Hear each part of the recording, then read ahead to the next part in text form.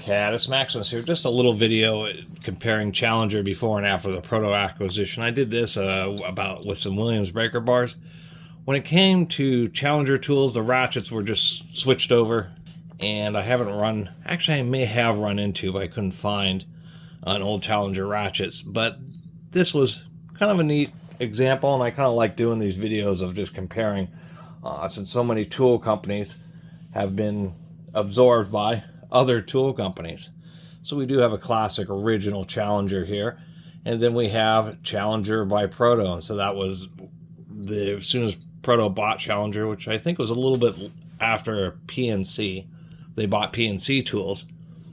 It almost seemed like the production of Challenger was just moved over to current Proto and PNC foundries, and essentially just wiping out the tool business. I did have a third in the thumbnail, and that was just what it ended up becoming. So this is like a second era. There's two eras of Proto Professional.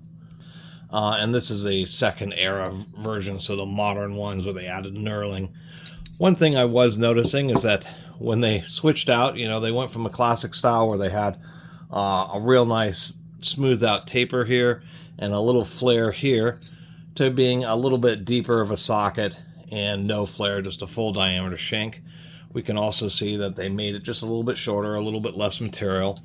They kind of went back and forth, because here's what I would call the Proto Professional first era, the first era that they labeled Proto Professional in the tools. And so they kind of went back to this flare design, and then they just went to what has become the modern design. As far as detents between all these three, they all feel about the same. They're not particularly strong. Maybe the Proto by Challenger is just a little bit stiffer, but it's just kind of neat to be able to directly compare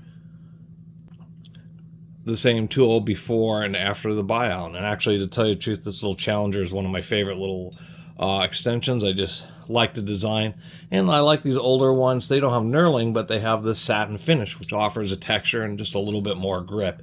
Kind of made knurling like this a little bit less necessary. So just wanted to do some Proto related videos, and so this was the first one, is just comparing what these, whatever they are, 8-inch, quarter-inch extensions, and kind of how it migrated from, you know, the classic style to the newer style to, once again, how they've ended up in the modern era. Anyway, short video. Really appreciate you all watching. See you next time.